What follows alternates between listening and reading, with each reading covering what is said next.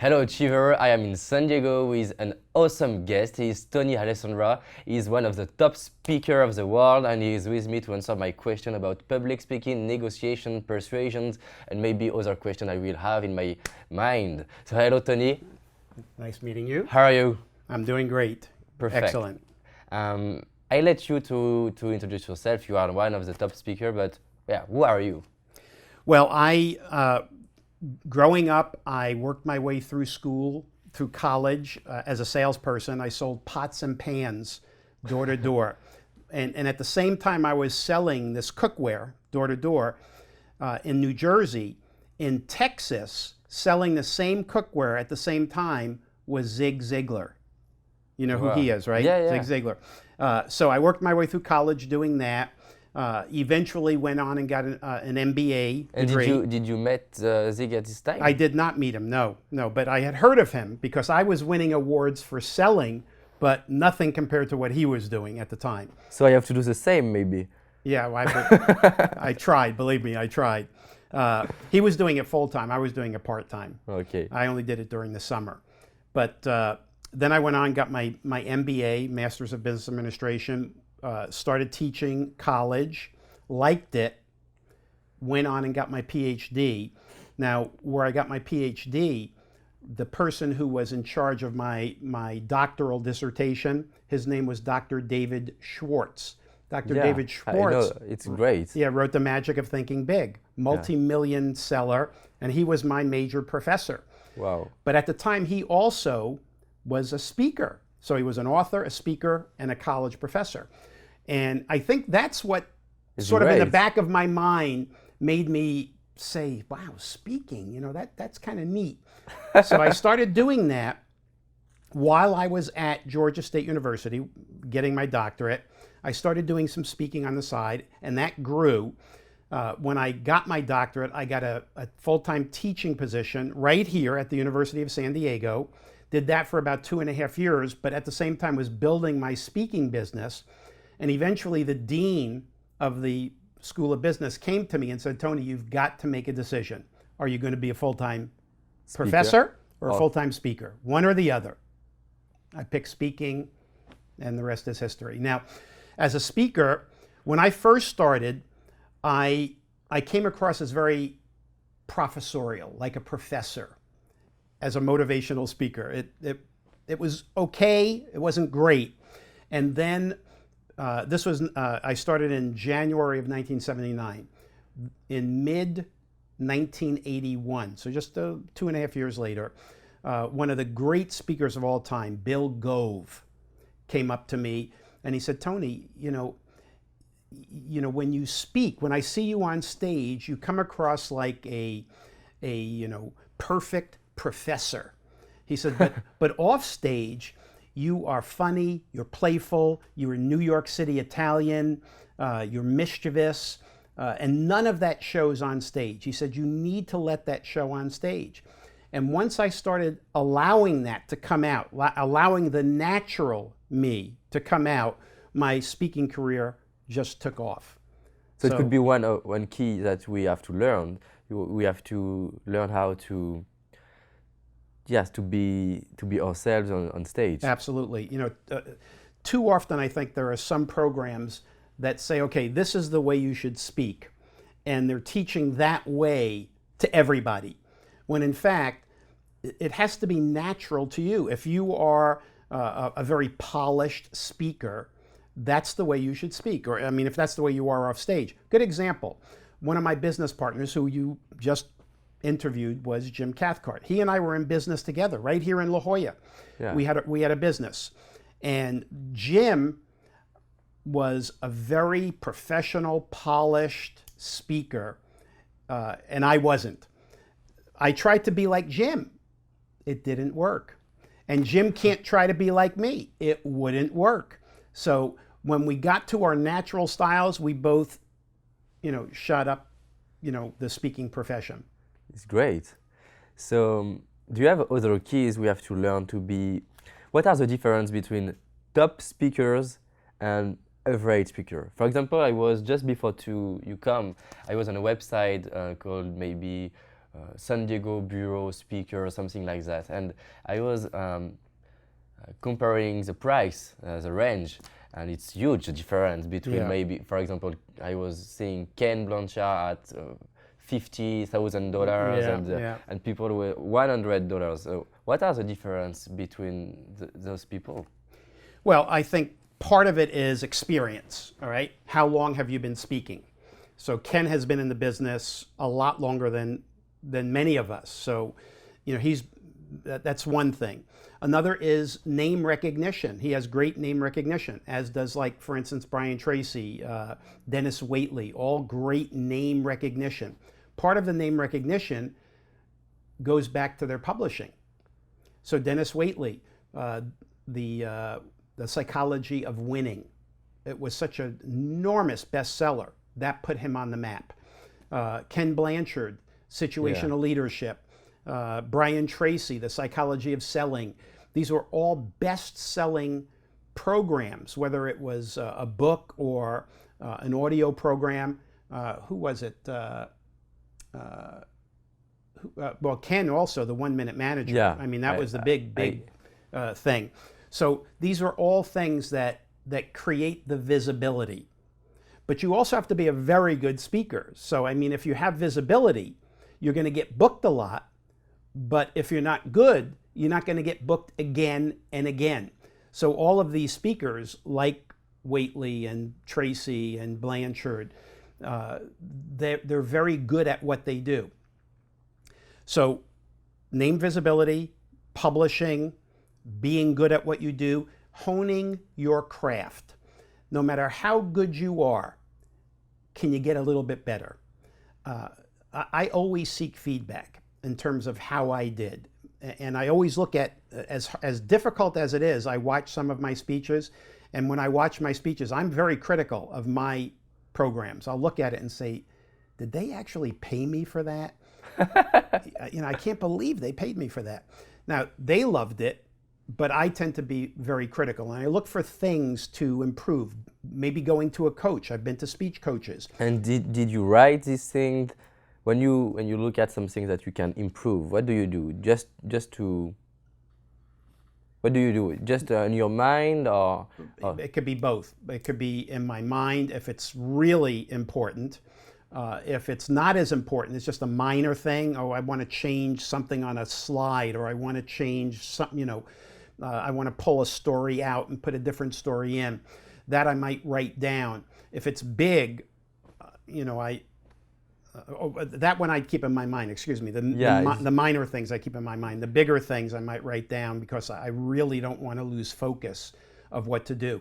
A good example would be in looking at my material. This goes back a few years. I always thought, just from feedback, that, you know, I was doing very well. And I'm in a group, I was in a group called Speakers Roundtable. Jim Cathcart's in that group. Ken Blanchard used to be in it. Brian Tracy used to be in it. Speakers Roundtable. It's 20 speakers, and we get together once a year.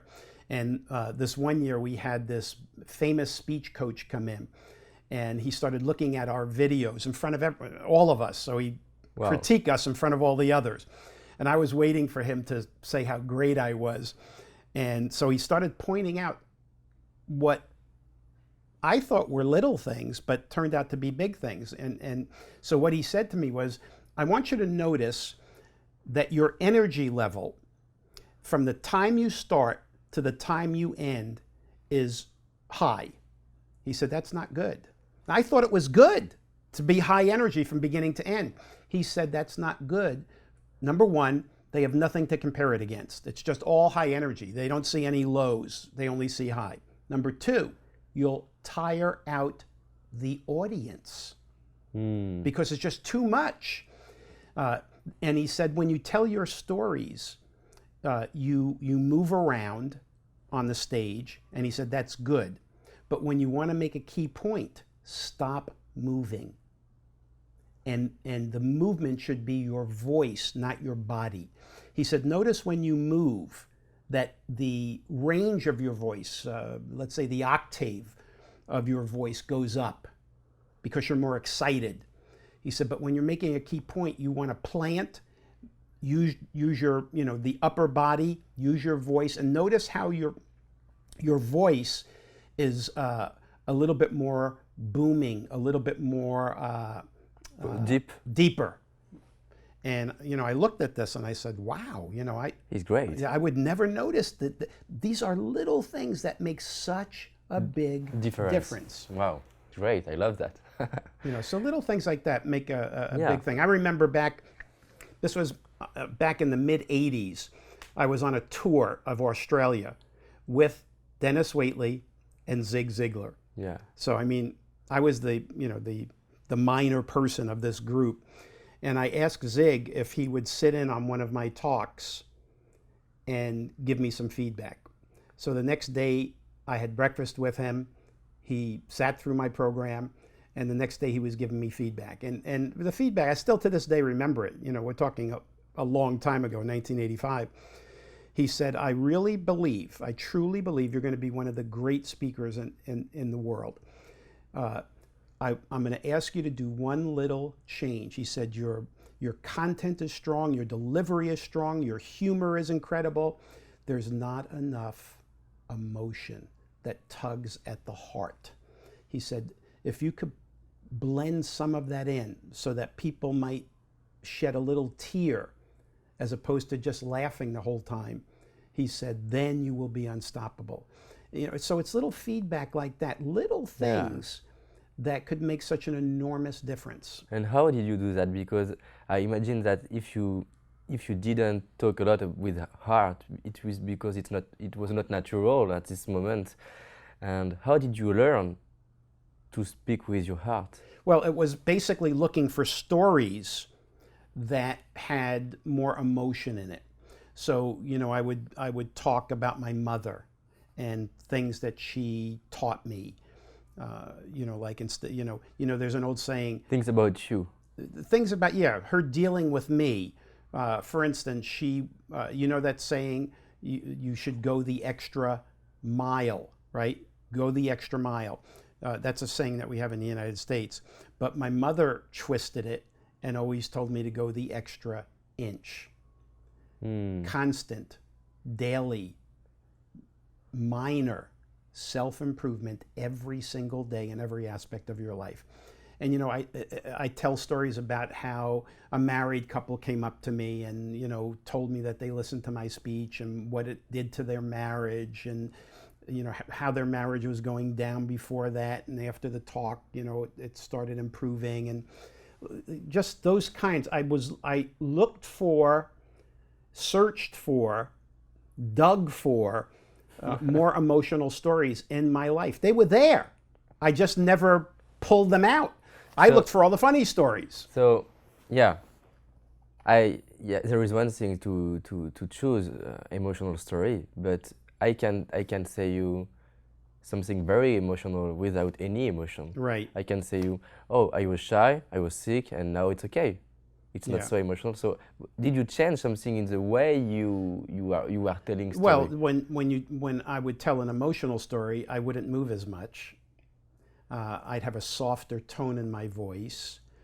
There might be more pauses, and part of it is just taking one thing that you want to work on in a speech, and keeping the rest of the speech that is really good, and then testing one new thing at a time and seeing how it affects the audience. If it doesn't work, you've got all this other good stuff around it that nobody remembers it. But if it works, you start working the next speech to improve it a little bit more. What can I change? What can I do?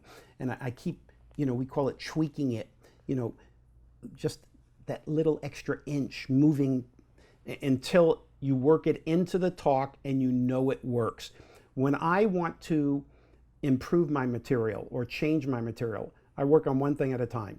And because I know everything else works, so I want to just test one thing. Yeah, and you can see if it works. See if it works. If you change everything, you can't see if it works. And so I want to see what kind of response it gets from the audience. If I think it got no response, I might try it a couple of times just to make sure it wasn't a bad audience. And if it doesn't work a couple of times, it's out. I try something new. If I feel it's starting to work, can I make it better? Can I change a couple of little things? And then I try it again and again, and then I build it into my talk. Sometimes some of my best material comes from a comment that somebody yells out in the audience, and the audience laughs at it. I say to myself, I'm adding that in my next speech from what an audience member said. And then see if it gets a response. And, you know, if it works for 2 or 3 audiences, it works. It works. You know, now that's in my talk. What do I drop out? So it's constant tweaking. Yeah, constant tweaking. Always looking for ways to make it better. There's one talk that I actually have been giving. Are you ready for this? Yeah. 39 years. One talk. So I could have given the same talk 39 years, or I could be constantly looking for little things to constantly improve it. What works, what doesn't work, pull out what doesn't work, put in something else that might work. So that's what I'm constantly doing, always tweaking. That talk today so it's the is same, so different. It's the same speech. Same content. Tweaked. Tweaked. Yeah. 1,000 of times, for example. Absolutely. It's funny because I was seeing a video of Tony Robbins. He's one of the people I inspire also, and I was seeing him maybe at 25, and it was the same speech at UPW at now, yeah. the same, but with another energy. It was you keep improving it. Same talk. I mean, if a talk works, you don't want to go away from it. You know, it sort of reminds me, you've gone to concerts with singers, and let's say that the singer became famous, I don't know, 10, 15, 20 years ago with certain songs, but now the singer is trying to, you know, bring out new songs. But what the audience wants to hear is what made that person famous 20 years ago. They want to hear the older songs. So, you know, if something works, you keep it in. If it doesn't work, you take it out. Great. But it's always test, test, test, test. Yeah. That's a key. Yeah. And keep in mind that I liken a speech. I mean, if we're talking about how to be a better speaker right now, yeah. I liken a speech to going to a restaurant for a meal. All right. So, and of course, you being French, you know, this is the epitome of dining out, not eating, dining. Yeah. So there are three, to me, there are at least 3 major things when you go to a restaurant that makes for not just a meal, but a memory. The food, the service, and the ambiance. All right? I don't know if you can come up with more, but those are the 3 biggies. The food, the service, the ambiance. The food, by the way, includes the wine. I can have a first one. What is it? The person. Oh, the person you're with, yeah. But, you know, but let's assume that that's a given, okay? Yeah. So a speech is like that. So the speech would be like the meal. The ambiance is the room and the sound checks. You know, before I give a speech, either the day before or the morning of, whatever it is, I go in and I do I check everything. I check sound. I check lighting. I check seating. I check, you know, I ask people to stand in different places in the room. Can you hear me? What, you know, should my voice be louder? I do I go through my slides because sometimes I have to give the production company my slides. It's not my computer. So will my slides run the exact same way? What if they have an older version of the slide program, which has happened, believe me. So, you know, I just make sure that the ambiance, you know, the whole room and everything else that goes into it. Do you add some plants? Do you ask some for plants? Well, it depends. You know, it just depends on the venue. Okay. I typically don't, because it's, you know, I am brought in. I'm not necessarily a public what they call a general public speaker. You know, like for instance, somebody like Brian Tracy, he goes all over. Promoters bring him in, and there's a mixed audience of people who sign up. I'm a corporate speaker. So a company like IBM or Apple or an insurance company or whatever, they bring me in for their employees. So they do all the setup, not me. Yeah. It's usually an annual meeting.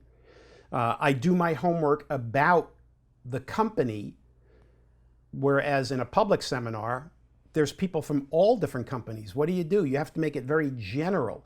But when I speak to a company where they're all the same, all selling the same product, I can do my homework and learn their terminology. Like for instance, I'll take my slides and I will go over each and every slide with the meeting planner or the executive and say, do you use this terminology internally? Let's say for a sales presentation, what do you call the presentation? What do you call the close? What do you call information gathering?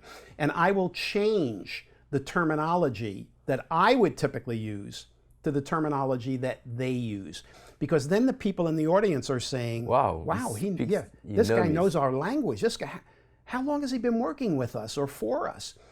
So that's all the homework that's done. And of course, the audience is also crucial. I like to learn about the audience, who they are, what are their titles, what do they do? Give me an example of what a typical day is for the bulk of the audience. What do they do in a typical day? Tell me a little bit about their customers. What are some of the issues that they're dealing with right now that they're struggling with? Once I know that, I can connect with that audience. So not only am I delivering the food, which is the speech, I'm delivering the service as if I were a waiter. And then, of course, I set the ambiance in the room to make sure it's just right. I love that. Do you have something you follow to do an introduction, for example, your story? What do you do to do the introduction of your speech?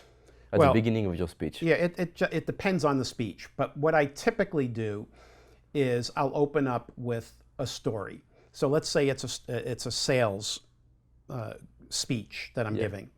I have three basic talks that I give. One is on sales, one is on service and customer loyalty, and one is on the platinum rule. Okay? What is the last one? The platinum rule. So we have a rule here called the golden rule. The golden rule, I know you know it. You may not know it by that name. The golden rule is do unto others as you would have them do unto you. That's what we call the golden rule. Okay. I have the platinum rule. Okay? And that is do unto others as they would have you do unto them. You know that old saying, when in Rome, do as the Romans? You ever hear that saying? No. So, for instance, if somebody were going to Europe on business, and one day they were in sales meetings with the Italians, and the next day with the Germans, and the next day with the French, and the next day with the Poles or whatever, they could not do the same exact thing every day, could they? Because they're different cultures. They have different ways of doing things. With the Germans, you better be on time, better be focused, better get to the task at hand. With the Italians, you can be more, and so on. You could be more informal, for instance, with the Italians and the French, but with the Germans, you don't want to hug them or do a two-handed handshake. So the saying, when in Rome, do as the Romans, is basically wherever you are, make sure that you adapt your behavior to the culture and customs of the people you're dealing with. So that's what the platinum rule is all about. So back to how do I open a speech? How do I open a speech? So on a sales speech, I will come right out after I'm introduced, and I'll say, I learned many years ago that there's a big difference between making a sale and making a customer. You start, let's say, like that. Just like that. And then I say... Don't say your name. They already told who I was. Why would I say my name? Okay. There's somebody who introduces me. Yeah. Ladies and gentlemen, help me welcome Dr. Tony Alessandra. Right. I come out, and boom, I'm right. I learned many years ago that there's a big difference between making a sale and making a customer. I learned that on my first full-time sales job back in 1966. Now, what it does, I only tell this to sales groups. What does it tell them? Hey, this guy sold. This guy's been a salesperson. And the story is a good story and a funny story, but a very pointed story. It makes a point that depending on what you do and how you do it, you will either make a sale, and that's it, or you will make a customer, which is many sales. So that's that story. If it's a customer service talk, I might come out and say, I was standing in line, and it was a long line, and I tell a story about how I was treated by a service person in a business. I don't mention the business name, but how I was treated, and I say it created a moment of misery for me. Now, I then tell a second part of the story where the person created a moment of magic. And I really talk about the difference between creating moments of misery and moments of magic. How you fall short of a customer's expectations or exceed a customer's expectations. But it's a story, and everything is built off the story. And how long is the story? Just a few minutes. Here's something that somebody once told me. The length of the story should be equivalent to the strength of the punchline or the moral or whatever. If it's a weak ending to it, a soft ending, it should be a very short story. You don't want to tell a big story that has just a little payoff at the end. The story could be as long as the strength of the payoff of that story. Of the message. Yeah, of the message itself. So typically, my stories... How many stories do you have? I have a lot of stories. And that speech, one speech you have, maybe how many stories you have in one speech? It just depends. Let's say the speech is an hour. I might have 3, 4, 5 stories, but a lot of things are short little. All right, here's one. They're little things, but it gets laughs. So, for instance, I'm talking about this one personality that's very outgoing and talking a lot, and we call it a high I. Are you familiar with the DISC style, the DISC model of behavior, the DISC? No. Dominance, yes. influence. Yeah. So I'm talking about the I, the high I, and I might say that their thoughts are like gumballs. Do you know what a gumball is? No. It used to be, you don't see it that much here, but it was a little candy machine where you put a nickel in it, and in this candy clear bowl that's closed, you put a nickel in and you turn it, and then they're gum. It's gum, but they're shaped as balls with a candy coating. So you chew it. I see that in movies, I think. But we call it, a gumball. And so I say that the socializers, their thoughts are like gumballs. They just fall to the tongue and roll out. And it basically is about people who just say whatever's on their mind. They don't even think about it. They just say it. They blurt it out. Little things like that. So it's not a story. A metaphor. Yeah. Kind of a lot, but I do a lot of those. But as for the actual full stories, it really depends on the length of the speech. The longer the speech, the more stories. But let's say in an hour, I might have anywhere from as little as 2 to as many as 4 or 5, and that's it. And each story may be 3 minutes, 2 minutes, 4 minutes. Again, it depends on the payoff. Yeah, I think of the story. I understand. I would like to take an example. So you have a lot of expertise about sales too, right? And for example, if I want to come in United States to do speeches, and I want to do corporate speeches, and I want to sell corporate speeches to corporations, what I have to do according to you now, for example, in 6 months, I come back to United States and say, yeah, I would like to do speeches for companies. What, according to you, what I have to do? Yeah, well, first of all, you need to be good.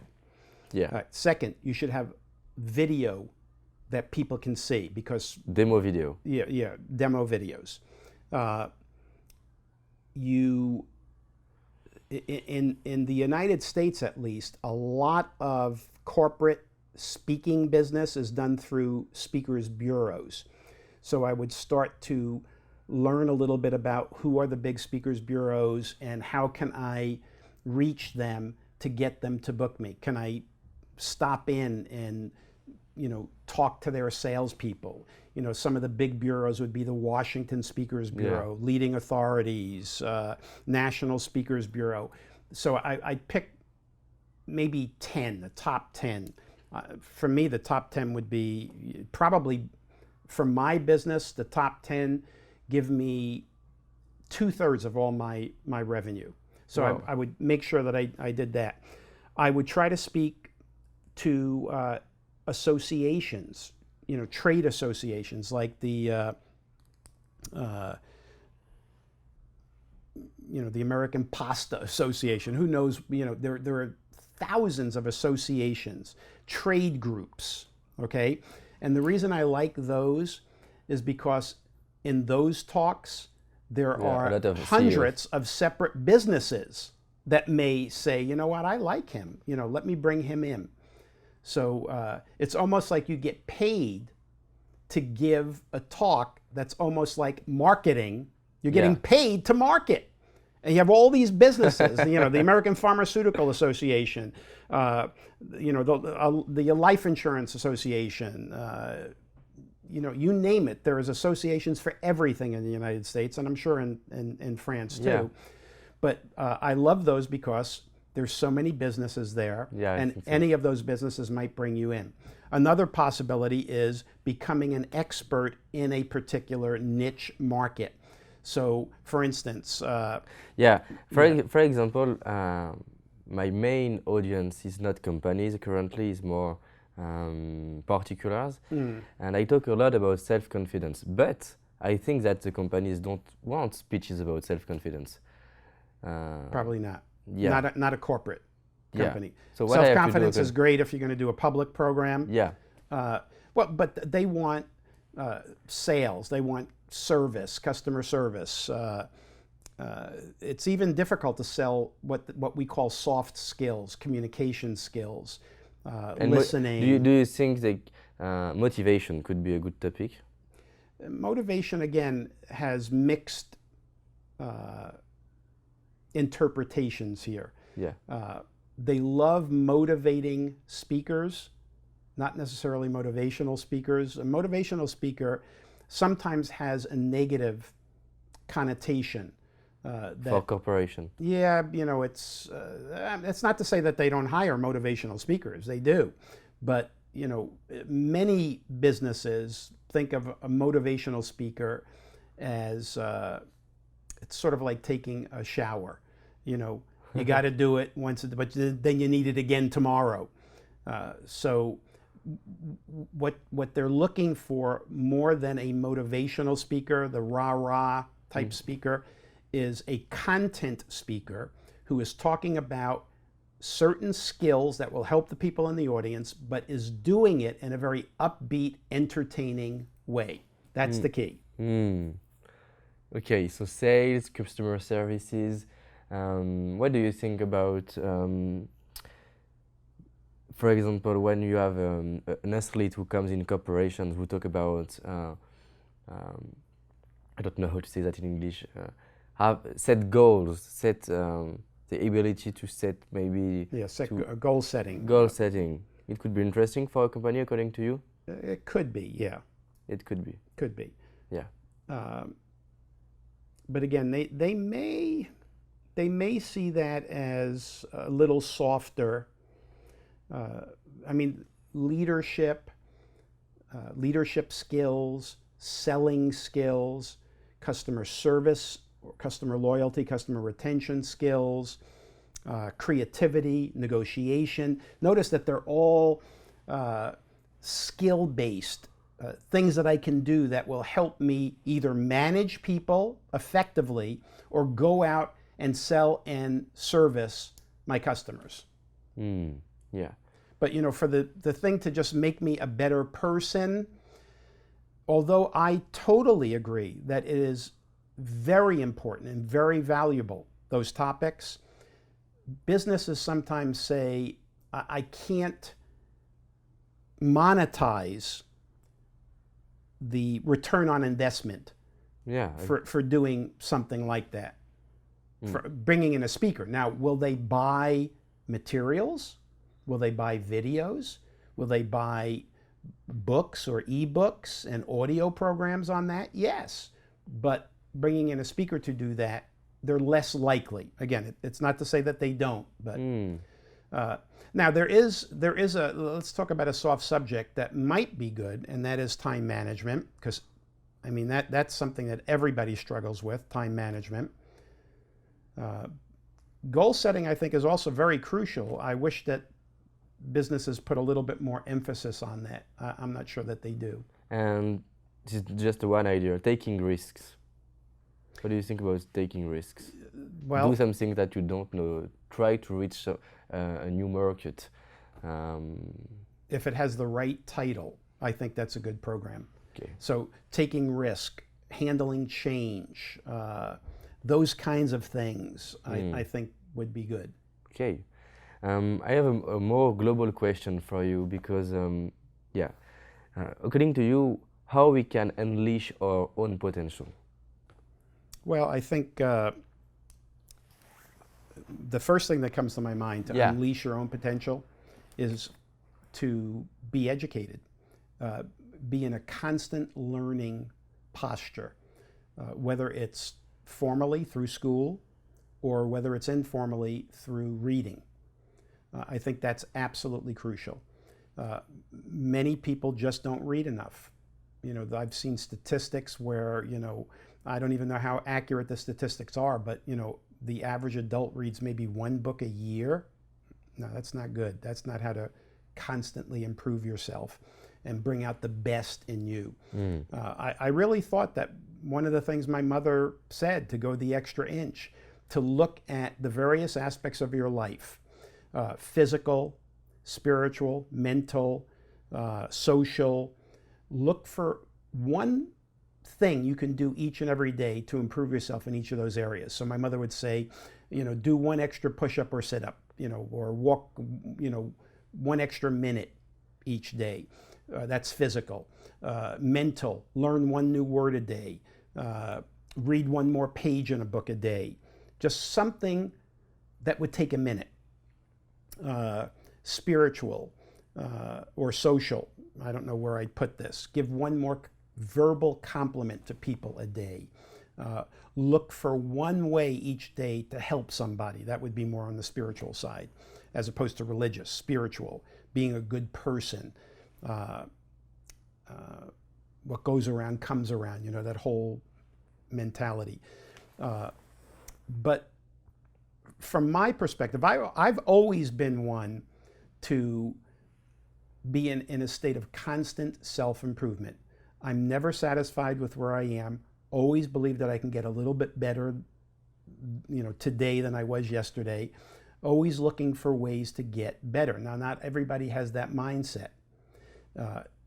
So I said that there's two ways. One is formal education. So I obviously went all the way through, got a PhD.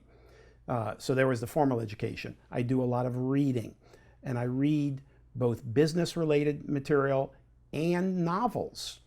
So it's a breadth of knowledge that I'm trying to build, not necessarily a depth of knowledge, to be an expert only in one area and an idiot in all the rest of the areas, but trying to become, as best I could, I'm not sure I'll ever reach it, but to be like a Renaissance person, to have a decent knowledge about a lot of topics so that I can talk to people, or at least show interest in talking to people. So the third area, formal education, reading, talking to people. I'm on the phone hours every single day talking to all kinds of people, particularly my friends, many of the people that you're interviewing, I'm on the phone with them, or I'm in email back and forth.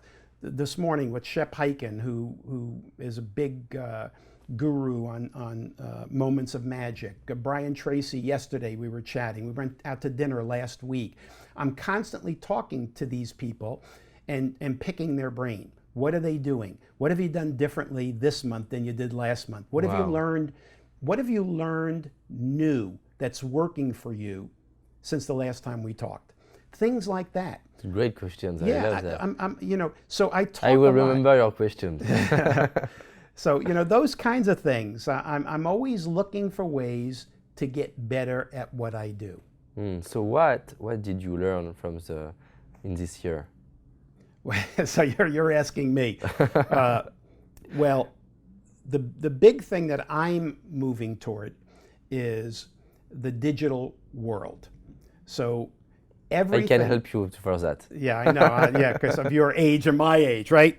But I'm pretty tech savvy. I have a couple of tech businesses that I run. But believe me, I can learn from people like you. But digitizing everything, every one of my books or written works are in digital format, whether it's a PDF or an ebook. Every one of my audios, from the time it was on a cassette tape. Now, it doesn't go back to the 8 tracks. Do you know what the 8 track is, where you plug it in? Those big ones? No, but I've taken the, every audio tape that I've had, and even CDs, and I've moved it all into MP3 or a digital audio format. I've taken almost all of my video, that some of it was on Betamax, VHS, the big, more formal, business-oriented tape formats, Sony Betacams, whatever, and I've moved most of it over into MPEG-4 and onto clips, onto YouTube. You see what I'm doing? Yeah. Then what I do is I'm looking now, I have all this content, a lot of content. In fact, if you talk to people who know me, there are a few people, Brian Tracy being one of them, but few people who have more content published than me. But now what I do is I take all this content and I look for where can I publish it to create passive revenue flows. So for audio, where do I go? Do I go to Amazon? Do I go to Apple and their iTunes? Do I go to audible.com for print or ebooks? And an ebook, let me tell you about an ebook. I took one of my actual books called Communicating at Work, and I turned that whole book into an ebook. It's like maybe 300 pages, and people started complaining because they tried to print it out on their printer, and it was 300 pages. It ate up their whole, all the ink. And I looked at the book and I said, wow, every chapter is a different topic. And I made 24 ebooks, smaller ones, with specific topics that were the chapter titles.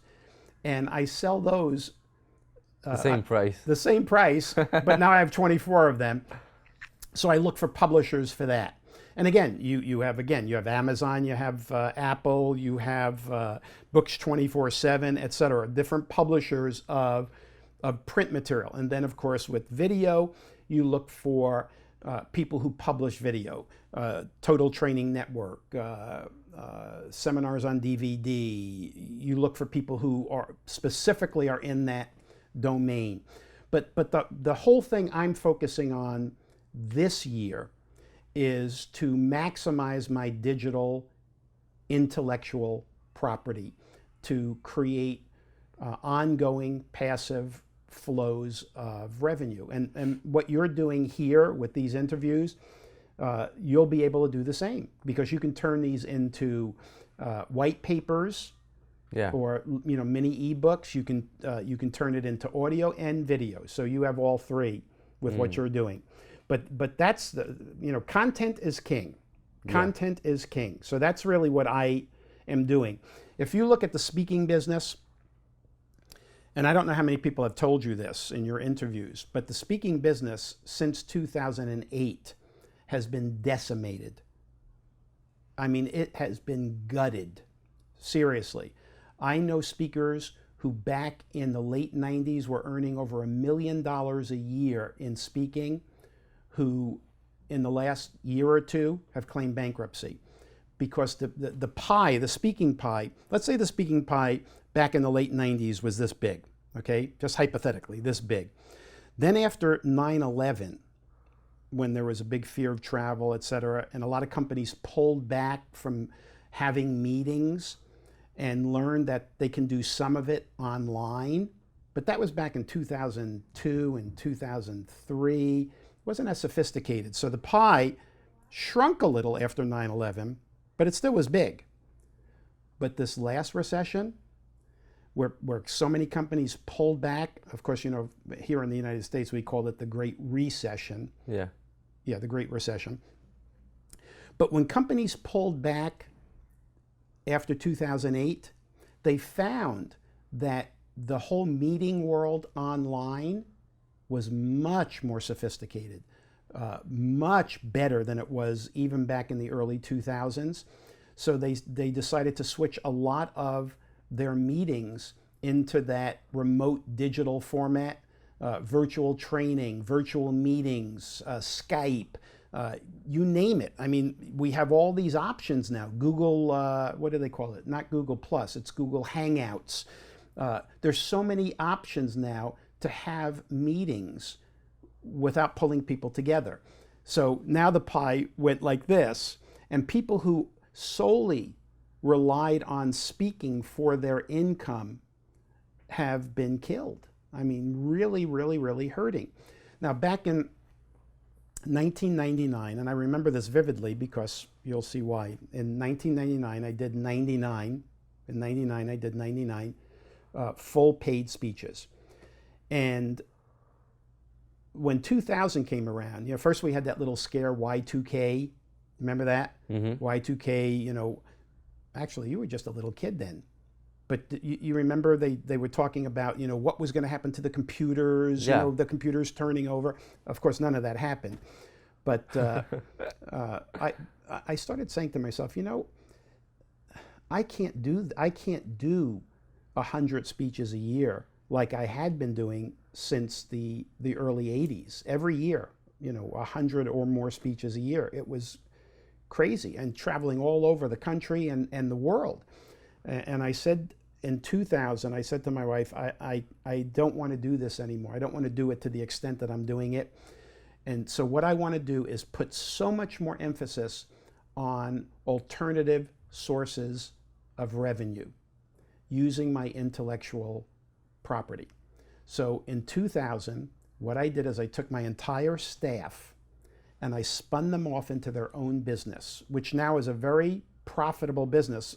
I didn't keep any ownership of it. The key employees, I said, look, for the next 5 years, if you hit these goals, I'm going to give you each year 20% of the business for free. For 5 years, they hit the goals. Now it's their business. But what it did is it took all of my fixed overhead, you know, the salaries, the office rent, etc., and it made it a variable cost, because all I did is I paid them percentages then on speeches and product sales.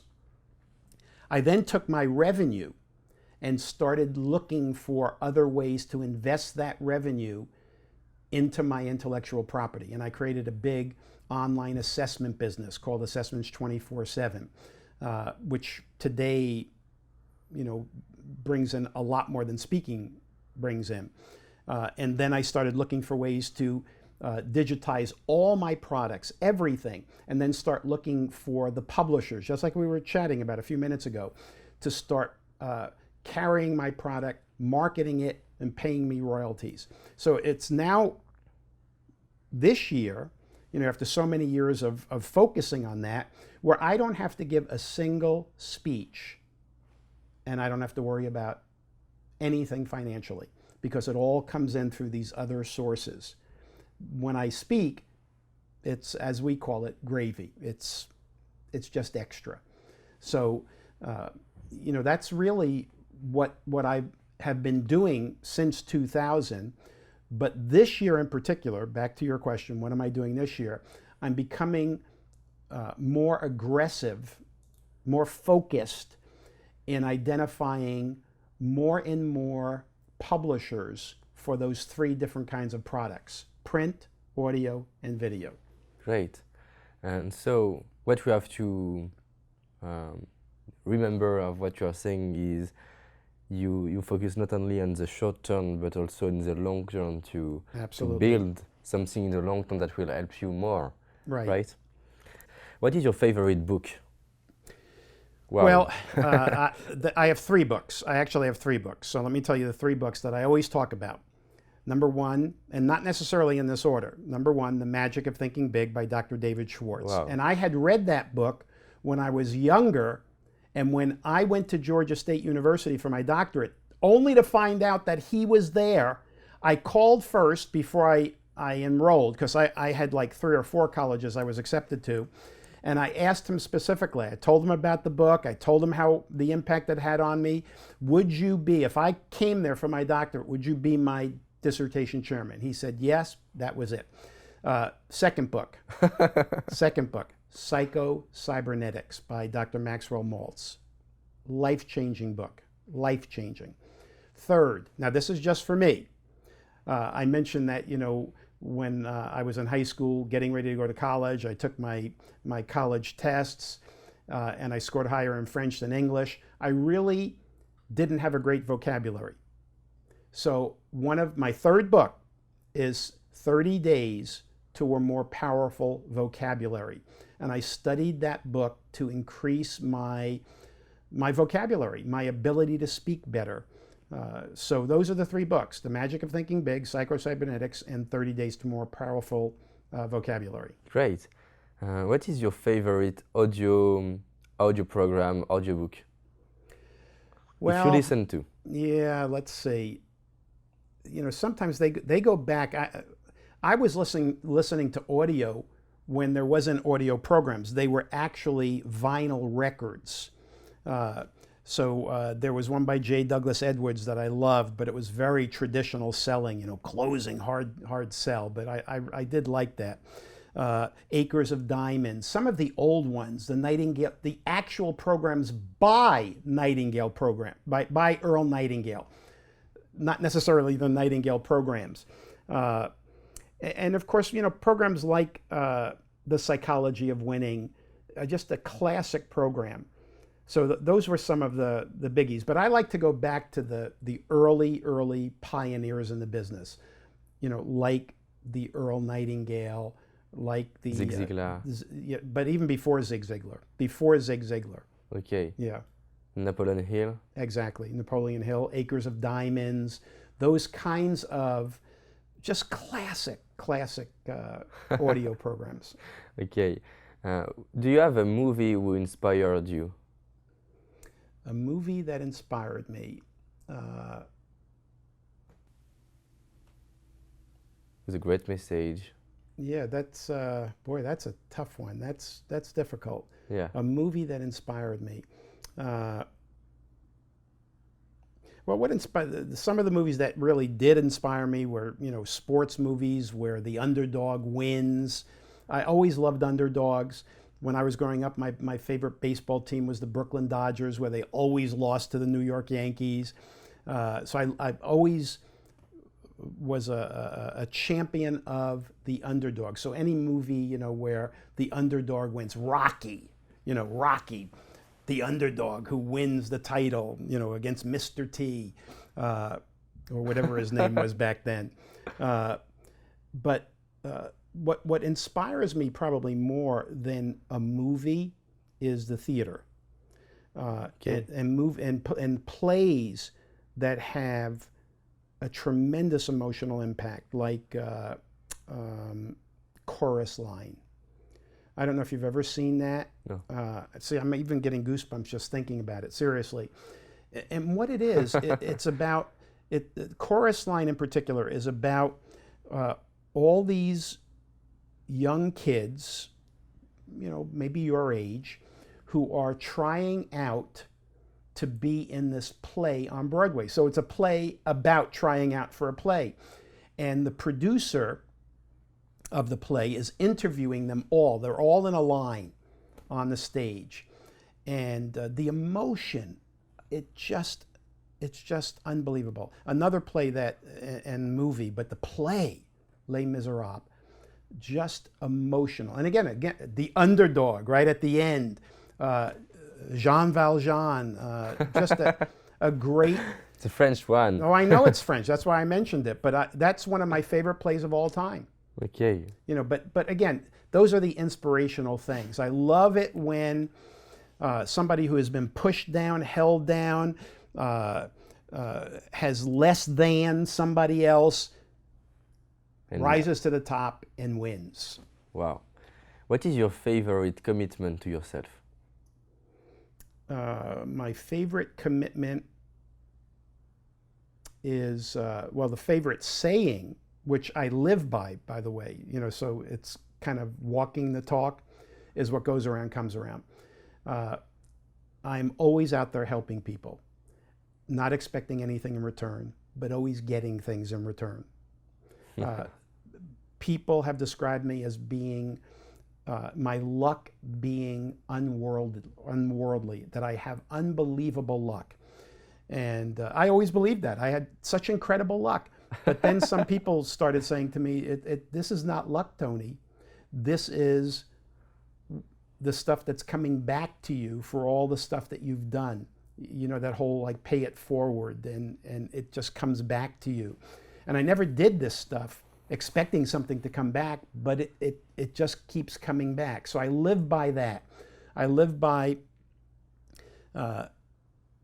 just being a good person, helping people no matter who they are. No, if they're down here or up there, it doesn't matter.